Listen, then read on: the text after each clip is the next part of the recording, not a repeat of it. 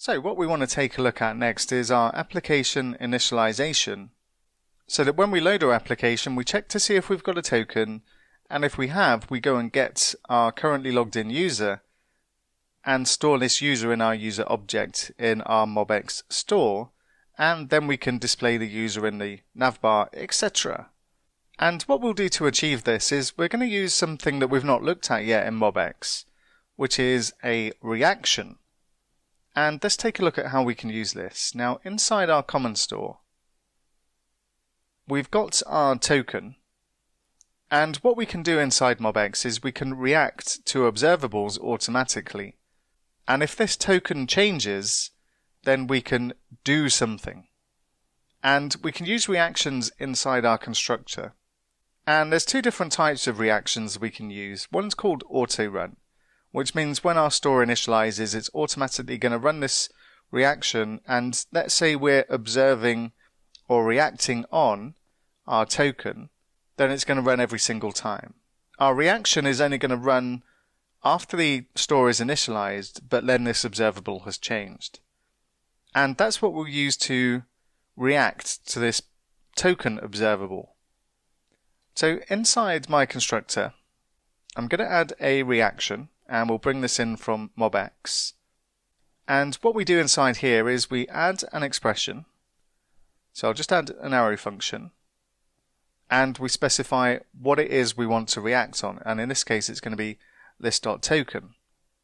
And the second part of this is the effect. What do we want to do when our token has changed? So I'm going to specify the token and pass this through. And then what we can do is say if there is a token, what we'll do here is we'll say window.localstorage.setItem and JWT and token. And if there isn't a token, then we'll say window.localstorage.removeItem and JWT.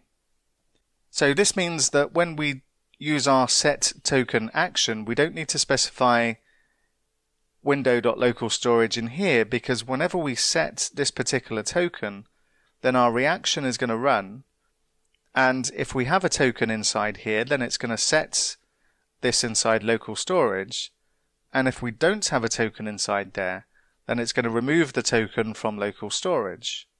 So what we also want to do is initialize our apps. Let's go to our app.tsx. And inside here, what we want to do is, first of all, we need access to our common store. So let's add, say, const root store equals use context and specify the root store context. And then we'll get our destructured props of what we need from our common store. And in this case, we'll use this to set the app loaded, and we'll also get the token from our common store. And we need to specify root store.common store. And what we'll do inside here is we'll use an effect to check to see if we've got a token. And if we have, then we'll go and get our user from our API. And if we don't have a token, then we're just going to set our app as loaded. But in order to do this, what we're going to need to do is create a get user method inside our user store so that we can get access to the user for that particular token. So just back in the user store, I'm just going to add another action and just call this one get user and make it an async method.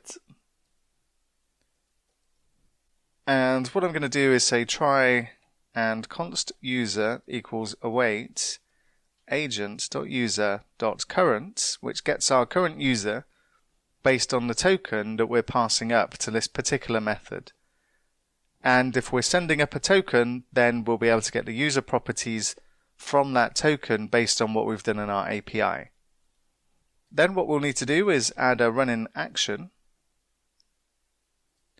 And in the expression here, we'll say list.user equals the user that we get back from our API. And we'll also need to add the corresponding catch. And in here, we'll just log out the error to the console. And we can make use of this particular action inside our app.tsx file. So let's also add the getUser to the destructured props, and we'll say root store.userStore in this case. And then we can add our useEffect method. So let's say useEffect, and we'll bring this in from React. So make sure we have access to this. And inside here, what we'll do is we'll say if we have a token, then we'll say getUser. And we don't need to specify the token or anything like that in here, because our agent.ts file, our Axios interceptor, is going to take care of this for us, because it's going to go and check to see if we've got a JWT. And once this is completed, then what we'll use is finally, and then we'll just say set app loaded. And we're using finally here just in case there is an error. Whatever happens, we're just going to set our app to be loaded so that we're not displaying a permanent loading spinner. And we also need to take care of the else in this case. And in this case, we're just going to set the app as loaded.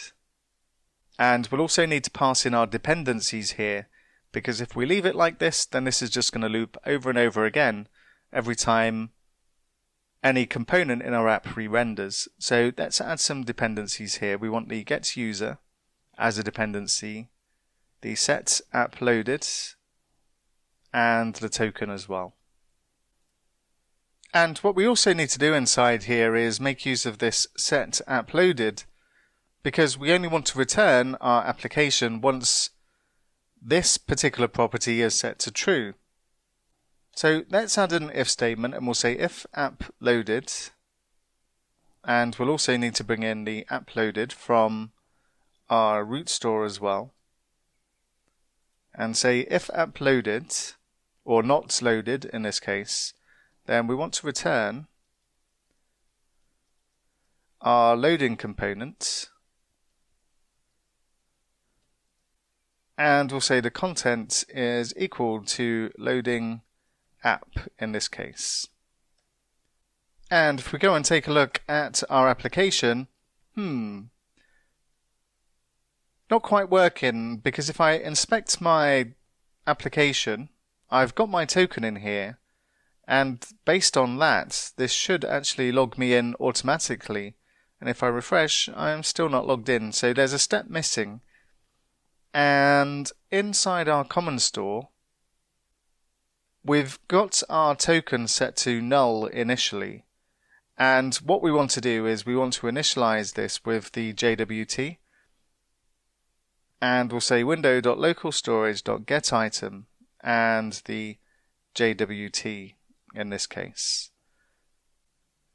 And when our application initializes, then instead of being null, it should find the token inside there and automatically log us in. And now when I look at my application, I can see that Bob is indeed logged in. And if I go to activities, I can see them. Bob is there in the nav bar. And what we should be able to do now is survive a refresh. And we can see that Bob is still available and logged in there as well. And we should find that our loading app and then loading activities, and then we see our page as well. And if I log out, then we go back to the home page. Looking good, apart from the fact our form is a complete mess. So what we're going to take a look at next is utilizing modals to display our login form, and then when we're ready, our register form as well.